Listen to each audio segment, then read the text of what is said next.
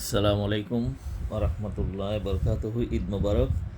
আজ ঈদ বর্জ্য পরিষ্কার নিয়ে একটা কথা বলতে চাই। আমাদের মাননীয় প্রধানমন্ত্রী ঈদ বর্জ্য পর্যবেক্ষণ করতে ঢাকা শহরে বেরিয়েছিলেন এবং তিনি দুজন এই পৌরসভার দুজন কর্মকর্তাকে ক্লোজ করেছেন তাদের দায়িত্ব অবহেলা করার কারণে। এটা খুবই একটা ভালো এফেক্ট হবে আমার মনে হয় সারা দেশে, কারণ মানুষ বুঝতে পারবে, বিশেষ করে যে সমস্ত সেবাদানকারী প্রতিষ্ঠান আছে, মানুষ যে সমস্ত প্রতিষ্ঠানের কাছ থেকে সেবা আশা করে, তারা যদি সেবা দানে গাফিলতি করে কিংবা অযোগ্যতা প্রমাণিত হয়, অবশ্যই তাদের বিরুদ্ধে শাস্তিমূলক ব্যবস্থা নেওয়া উচিত। তবে এই ঈদের বর্জ্য প্রতি বছরের একটা বছরে বিশেষ করে কোরবানির ঈদে এই সমস্যাটা হয়। সেই ক্ষেত্রে কতগুলো বিষয় বিবেচনা আনা দরকার। প্রথমত, ঈদের বর্জ্য শুধুমাত্র পৌরসভার বা মিউনিসিপ্যালিটি কর্পোরেশনের লোকজনদের পক্ষে এটা করা খুবই সাময়িক।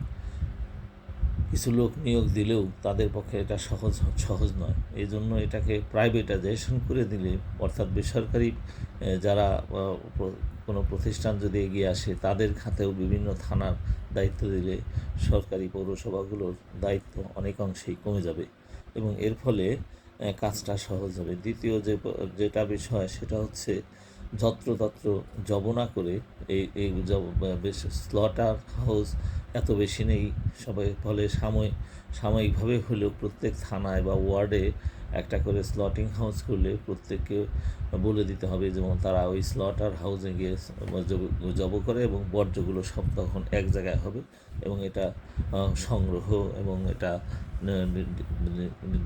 যেখানে এগুলো ডাম্পিং করা হয় বা সেখানে নেওয়াটাও সহজ হবে সবার জন্য। আর এই ক্ষেত্রে অবশ্যই একটা খরচের বিষয় আছে। সেই ক্ষেত্রে বেসরকারি সংস্থা যারা কোরবানি দেবেন, তারা নিজ উদ্যোগে যদি করেন, নিজেরা স্লটিং হাউসে গিয়ে নিজেরা স্লট করলেন, নিজেরা বানালেনই করলেন, সেই ক্ষেত্রে হয়তো তাদের সামান্য পয়সা নেওয়া হবে। কিন্তু যারা ওখানকার যদি স্লটার হাউসের যারা মালিক বা যাদের কাছে এটা বেসরকারি পর্যায়ে দেওয়া হয়, তবে তারাও সেইভাবে পয়সা আদায় করতে পারবেন বা একটা ফি তাদের কাছ থেকে আদায় করবেন।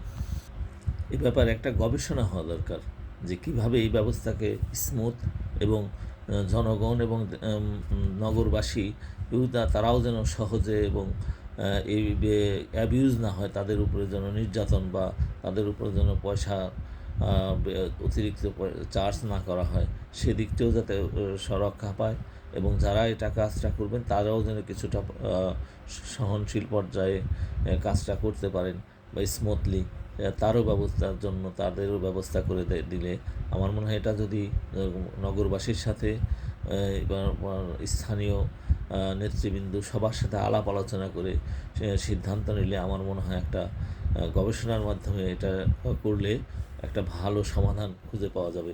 কারণ এইভাবে ওপেন যত্রতত্র জব করার, যেখানে সেখানে বর্জ্য ফেলার এই যে ব্যাপার এটা সত্যি এটা শোভনীয় নয় এবং এই ক্ষেত্রে হাজার ধুয়ে ফেললেও এর গন্ধ এটা সেটা এই সব নোংরা অন্তত 7 দিন এর রেস্ট থেকে যায়।